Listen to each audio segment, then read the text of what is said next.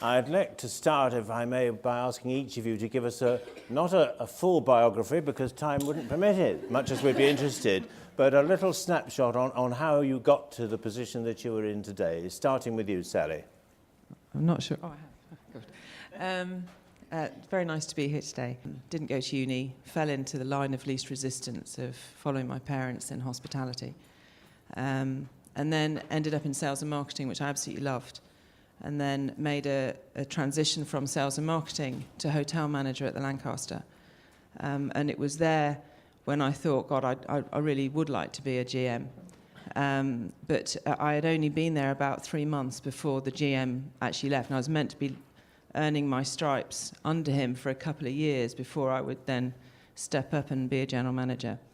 But I'd run the hotel for about 6 months when I said to RMD, I'd like to be considered as a GM. And he said, we'll always consider you, Sally. And patronising. And I said, no, I'm serious. I want to be put head to head with your male general managers, because I knew he would pick a male general manager because it's a male's job, because it's a big hotel. And he said, seriously? And I said, yeah, seriously, I want to go head to head. And so we got to the interview. And at the interview, he said to me, Sally, I'd just like to say, he said, I find this really uncomfortable. You are the bottom of my list. I see you as high risk. And I'm only doing this today because you asked me to do it. And I said, God, isn't that funny? I see myself as a low risk because you've worked with me for 12 years and I've run the hotel for the last 6 months. So should we just do the interview? 2.5 hours later, he said, all right, I'll put you forward. So I got the job. But so sometimes if you want to do it, you just have to be really persevering to make sure that you are seen. Even though you're seen daily, you may not be seen properly to be the role that you want to be. Very good.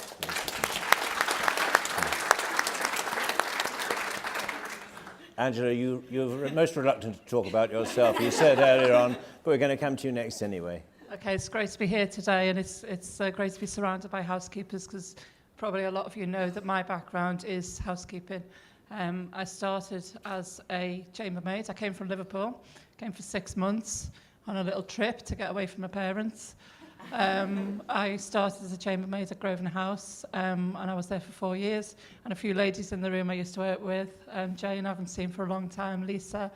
And I started not thinking anything of it, just thinking of something that I was going to do that was different than what I used to do in Liverpool. As it happened, 25 years later, I'm still here. After I was a chambermaid, I started to look at housekeeping a little bit more seriously. And I became a supervisor, and then I became an assistant head housekeeper, and then I became head housekeeper as well. And it was a role that I really enjoyed because I could develop my team, and I could watch people grow. I worked in 4 or 5 hotels as head housekeeper, and I got to the stage where I said, what next? What am I going to do? Am I going to be a head housekeeper for the rest of my life? A little bit similar to Sally. I thought nobody would take me seriously at all. Anyway, I was at the Zetter for 7 years, and my hotel director at the time, Jason, said to me, Angie, I think you can be a general manager. And I said, I don't think I can. I nearly fell off my chair, to be honest. I thought it was something that I wouldn't be considered for. As it happened, the general manager at the time, he left, and I was put in the hot seat and said, right, I want you to be a deputy general manager. I really, really didn't know. I didn't have the confidence, and I said, I can't do it. It's something I can't do. Over the next 6 months, I was mentored by the hotel director, and he went through a lot of things with me, opened my eyes to a lot of opportunities, and actually he brought out the best qualities that I had, which were managing a team, managing people, and developing people. 6 months later, I officially got made general manager of the Zetter Hotel and Townhouse. And I've really, really been learning on my feet. It's been such a learning curve, and I've never looked back. And what I'd say to everybody out there is don't give up. If there's something that you think that you should be doing, or something that you think you can't do, put your head up and be counted, because really, it's about learning on your feet. It's not about somebody taking your hand and saying, I'm going to teach you. It's about learning on your feet. And if I can do it, I've got the confidence that anybody in this room can do it, and I've never looked back. And yeah, Well that's it done. really. Well said. Having protested that you didn't really want to say anything, you can't. we can't shut her up now. Thank you. That was quite inspiring. So, And your story in a nutshell. And of course, just for the avoidance of doubt, the St Pancras is home to the most outspoken member of this audience. Exactly, Lisa. Lisa, if you want to take my chair, Lisa, you're more than welcome. So my story in a nutshell, so I don't have any, I didn't do any hotel school. I did business school and mainly sales and marketing major. And then one of my apprentices has been really by accident in the States, in a hotel, in a Marriott hotel actually. And I was doing everything but sales. So I was really much focused on the operations, and I saw a lot of things there. And I thought, this is what I want to do. So I came back and I applied in hotels. I started in sales, and most of my career has been in sales, but at the same time very much involved in the operations, like taking on duties whenever I could, etc., etc. And then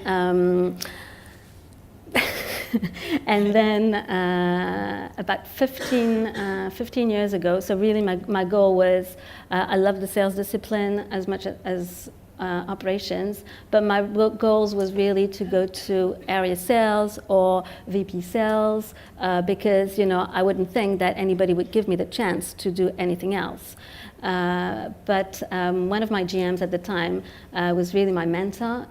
He said, do you see yourself as GM? And I said, well, I'm not sure. I see myself as area sales, but not GM.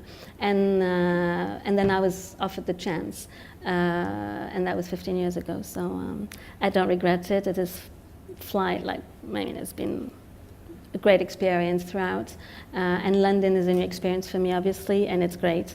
So I encourage everybody to really think out of the box, and also make sure that you find not a mentor, but someone that you can rely on or trust, or that even if it's not like official, but that you can envision yourself that doing this, and just go for it, basically. Excellent. I love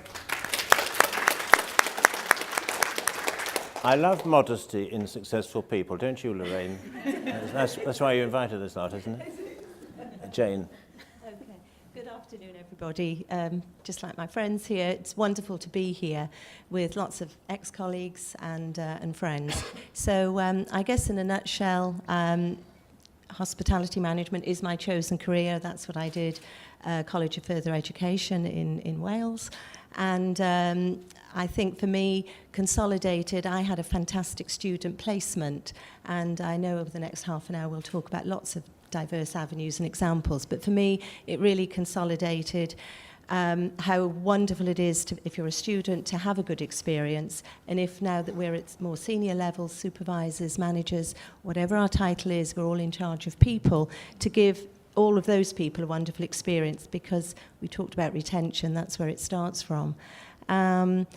Enjoyed and then had a full-time role in that particular hotel. So again, it sort of started from the beginning. And then I did decide, well, might be quite an interesting move for me to have a bit of London experience, real country bumpkin, farmer's daughter from Wales, thinking I might manage to go to London. And had a wonderful opportunity by applying myself, just writing to places that I kind of heard of, and wrote to the Dorchester and was fortunate to be offered a role, which was at that time quite unusual to have a 12-month placement. And we all know we can have fixed contracts now. And again, I sort of thought, well, I think that'd be great. How wonderful. I think I can manage it for 12 months. And I guess the rest is history. So I'm pleased to see Leslie Scalp there, who was a great friend, who kind of took me under her wing in housekeeping. And I should have mentioned, in my first role, I became accommodation services manager. So housekeeping is absolutely in my heart as well. And stood me in step. So met Leslie at the Dorchester and again said, I think I'll be here, I can manage it for 1 year. Well, anyway, 9 years later, I sort of thought I had to pull myself out of the Dorchester to move on to in fact, to be first general manager. But during that time, I was very fortunate to have a management scheme of working in the various departments and then moving into guest relations because we were the first hotel to actually create that department in London. And I only bring that up because it was the first time that females were in the front hall of the Dorchester, and I have had silver hair for over 30 years, but I'm not that old. But it was, it obviously is a time ago, but it's not that long ago, is it? We also had a dynamic lady who was in concierge. But, the great thing is times have moved on, and none of us are here as feminists, but, you do have to stand your ground, because I really had to, I won't use the word beg, but really, really set out a case of why it would be good that I joined that team. And then moved on to my first general manager role to be general manager of Draycott House, apartment hotel, luxury service departments, like Allison, of course. And then moved in to be general manager of Jumeirah Hotel and included some travel. And there we did a closure and a reopening and a launch, etc. I met other colleagues there, which we'll talk about afterwards. And I was there, in fact, for 7 years. So again, all about moving and having satisfaction within your company and contributing. And then really took a leap of faith. I was asked to join the Olympic Committee, to work for the Olympic Committee with thousands of other people, of course, as one of the general managers in the Athletes' Village when we hosted in 2012 in London. And that was a huge step for me. We all know afterwards, of course, you've got the right transferable skills to do so. And in fact, I've just returned from working for the Olympic Games in Rio as well. And if somebody had asked me, would I be doing that a few years ago? Of course not. So, and as Peter just said, I have enjoyed just a lovely little break for the last 2 months and soon to be back in action in 2 weeks' time as General Manager of Althorp House and Park. So again, a very different role, a newly created role, so excited with some anxiety, of course, of unknown.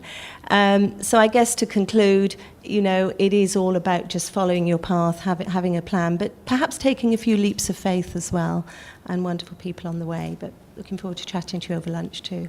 Thank you. Thank you, Jane.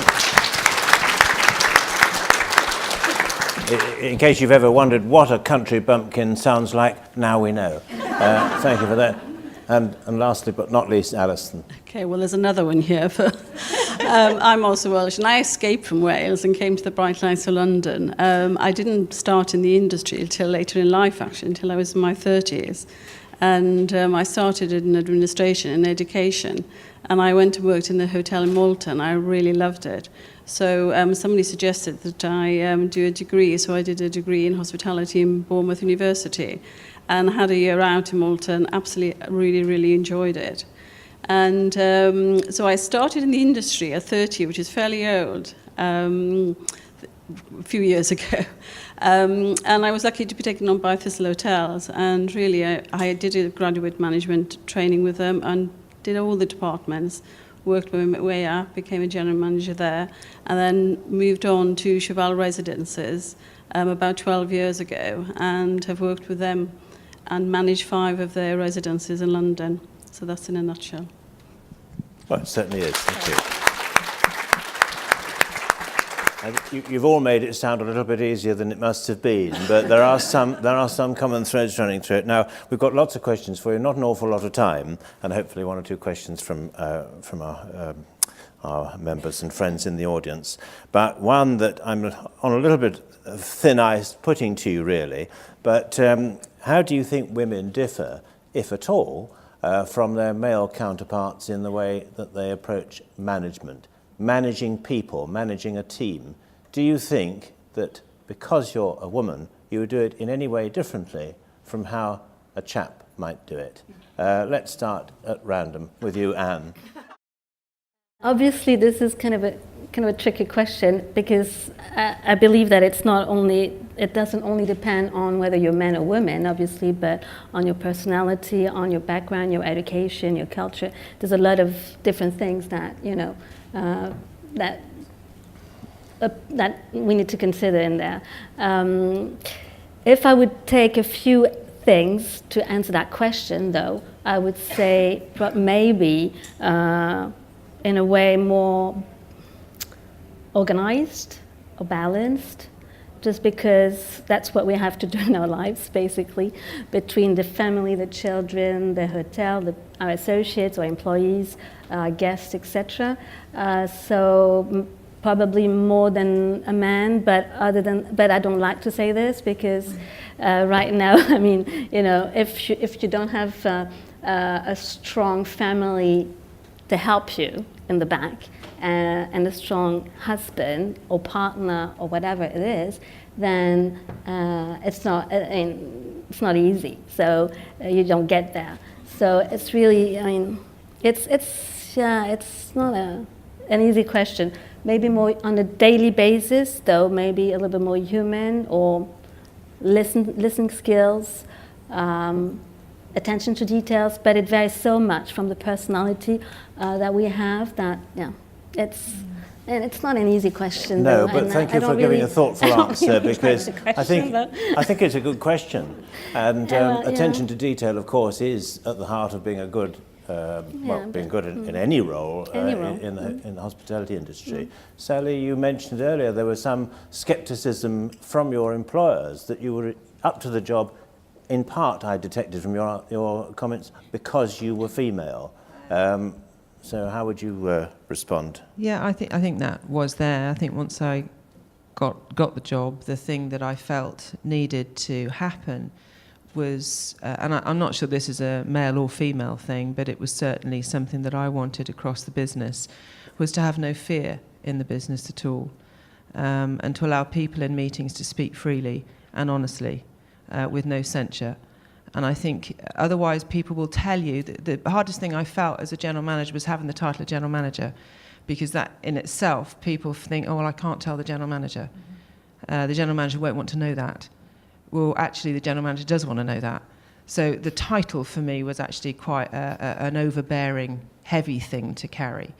But I think if you can get fear out of the business, and freedom to speak in the meeting with zero hierarchy, then you do a long way to start running a good business, because people will then want to tell you what's going wrong, because they know what's going wrong. They also know how to fix it. But they might be nailed by saying it in a meeting, and that's what you don't want. So I found that for me, being open and encouraging of people to come forward and bring suggestions on how to improve things, learn from every error, every mistake, and learn from every highlight. What did we do right? Great, let's do that again. And then bring everybody in as to one team has been a really good difference. So I don't think it's men and women, but I think it probably sits easier with women to be in that consultative role as opposed to directive role for me. Yes, very interesting. And perhaps an absence of competition between yourself and your colleagues that I'm afraid we boys are sometimes prey to. Yeah, I Obviously, think so. And yeah, and giving credit where credit's due, and not taking the limelight. The hardest thing I had to learn was to shut up, actually. Yes, well, thank you very much. You've answered it enough. Yeah. If the general manager makes a statement at the start of the meeting, no one else will make a statement. Oh, it's Mrs. Thatcher all over again, isn't it? Alison, now you started a little later. You came a little later to the table. I wonder whether maturity is a compensating factor in a small way. You know, a little added authority, perhaps, that comes from being older than some of one's colleagues. Maturity was a bonus to myself, I found that. And I brought life skills with me as well, which I think you need quite a lot of that in this industry. And that's something for you to think about as head housekeepers. You know, you can all do it. The skills that you have are pretty amazing.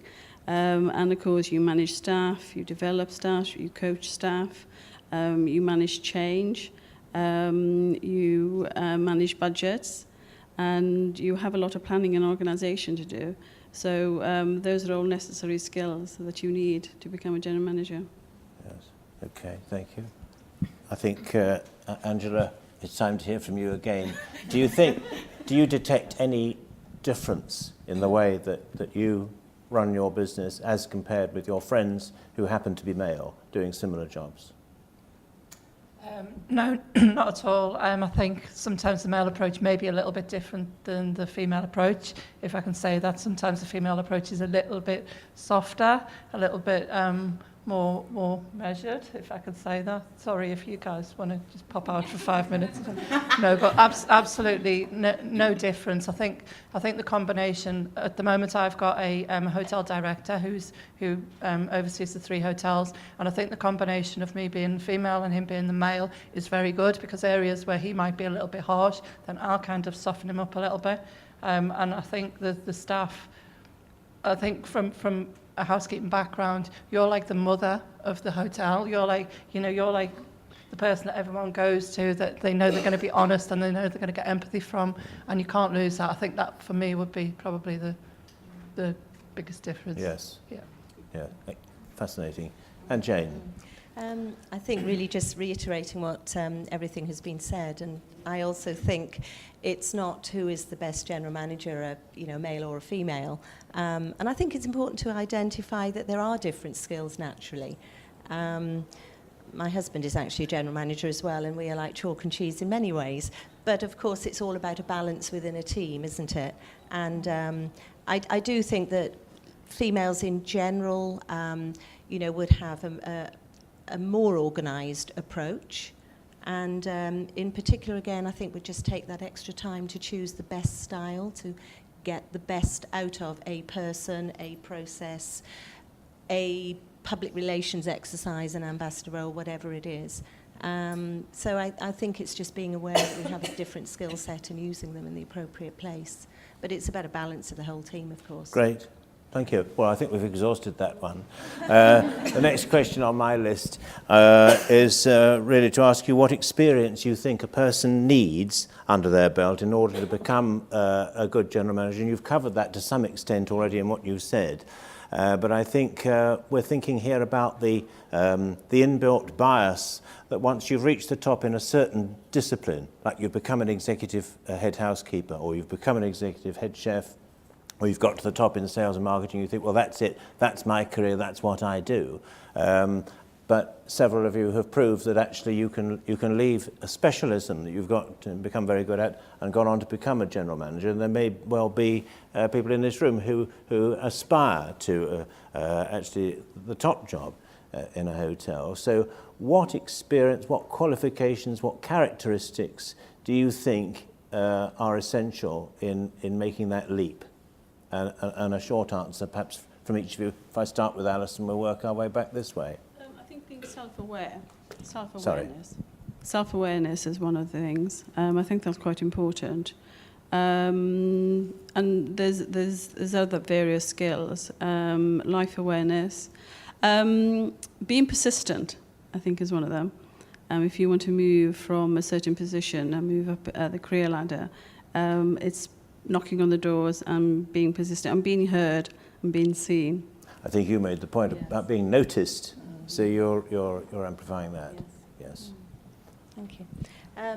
I think if I think about perhaps just 2 important factors, it's be committed that you want to move into a specific role. Because again, we all quantify that it's absolutely fine to also stay in the role where you are, providing you continue to develop yourself and your team and be successful, and that's a wonderful attitude as well. But I think if you've decided, have that commitment, and again, number 2 is have a plan to make it work, because it doesn't just happen. So have a plan. I would imagine that people sometimes regret it. Sometimes you can put yourself into a new role and actually it's overwhelming, or it's much more difficult, or it's much more of a nuisance than you expect, or it messes up your private life more than you thought it was going to. So it's not something for everybody necessarily to aspire to. It's a very complicated role, isn't it, that as general manager? I'm not saying any of the other role isn't complicated, but I mean, I'm never going to be a member of Parliament or a banker because I wouldn't know what the hell to do. But I realise that. I realise my limitations. And I think that's why, you know, having a plan, of course, is important, because you really do have to think it through. And yes, to be a general manager, you are responsible. Be seen as an expert. You know, go out there, challenge yourself. Don't hesitate to ask for additional responsibility, additional task. Volunteer for task force, cross-training. You know, just if you are seen as an expert, then you will get the chance to get it. So just say it. Without the people, then the business is nothing. So if you can lead a team and you can lead a team to trust you, and also inspire the team that you've got to be developed. So you know, like from a housekeeping point of view, you've got your room attendants and you can promote them to be something else within the business. That's what we believe in at the Zetter. We do develop people a lot. I think it's getting people to trust you, learning people's names. I think it's really important if you walk around the building and you actually know everybody's name. That's a really big one. Getting people to believe in you and getting people to trust in you so that at the beginning or the end of a meeting, people feel free to talk. They don't feel that they can't say anything because you're the big bad general manager, which may have happened in the past, years and years ago. And I think now it's about honesty and it's about people actually saying, wow, this person is quite an inspiring leader. You've taken the fear out of it. Yeah. It's about engendering trust across the business. I think as general manager, you can't be a specialist in all the other arenas. So you need to trust your team and lead with inspiration together. So I think you need to be a motivator and a leader and to engender trust, which you can only do by giving trust. So I think those would probably be the key things, having a trusting relationship with your key team members and leading with inspiration and motivation. Okay. Who would like to volunteer a course of action that we could adopt, something that we're not already doing? Be as controversial as you like. Pay more, give them fancy titles that are completely out of whack with their level of responsibility, such as my own, or something else. Because we are going to need more homegrown talent, whatever happens, and this is really probably the elephant in the room, isn't it? This is the big issue for us all, really, is recruitment. You're leaders of our industry. What's your solution? I think that we don't talk enough about the joy of our industry.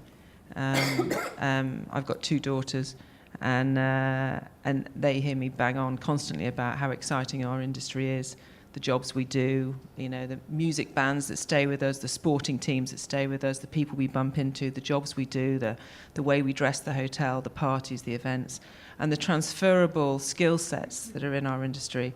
You know, our skills can take us around the world traveling, but we're still not seen as exciting. And I think that if you can be an apprentice waiter and you can then go on cruise ships and you can go traveling, backpacking, and then still be a waiter, the skills that we have in our industry are stuff that we take with us in every walk of our lives, but we still don't talk about it enough. All we talk about is the minimum wage and hard work and long hours and antisocial hours, but the antisocial hours part of it is actually fun, if you know, on what we're doing, and you know. So I think somehow we've got to stop whinging about it and talk about all the fun bits. That is so exciting. Work in some of the best places in the world, and we can take that with us as we go. But we need to get to the schools, we need to get to the colleges, and we need to reinvigorate ourselves to talk more about the joy of our industry and how it can be transferable to cruise lines, to travel, to air and hotels. Very good. And of course, social media could be used in this regard to a greater extent, showing people in these roles enjoying themselves, obviously before the alcohol kicks in, because that's a very good way to spread the joy, I suppose. Jane, I beg your pardon. Yes. If I just may add, you know, it's still an industry where you can start like from the bottom and grow to the top. So it's really, and it's a fantastic industry. I mean, it's very rewarding, hard, but rewarding. So, and it's, yeah, and the 4th largest in the UK. Point well made. Now, Jane, as we're lucky enough to have you with us, you have a little specialist knowledge that I think you wanted to share today about the Master Innholders Aspiring Leaders Programme. I know it deserves half an hour of its own. We haven't got it, but could you just let us know what it is and why we might... Yes, I just really wanted to emphasise the merits of all training, of all courses, of course, whether they're one day or a lot longer. But I've been asked to give an example of the Master Innholders Aspiring Leaders Diploma, which is now in its 6th year and continues to grow and grow and grow. And with Desi's permission, I'm going to quote Desi, who's in the audience today. It's an amazing experience. I would encourage everybody to do it, because then you get an overview of actually what is happening, what it's all about, what is behind the scenes, and look into different experience in different hotels. Because I've been working for the Hoxton in the past for a very, very long time, and all I knew was the Hoxton, and I wanted to have that experience and see what's happening in the country, hotels, outside, different department, sales. What actually these salespeople do all the time. They just look pretty and walking around. So it was quite interesting. You get into the details, the budgeting, and I really wanted to know how the budget is made and what is behind all these lines. So yeah, it was amazing experience. Just please go for it. I just wanted to formally thank our panellists, to Sally, Beck, to Angela, to Anne, to Jane and to Alison. Thank you all very much for sharing your wisdom with us today.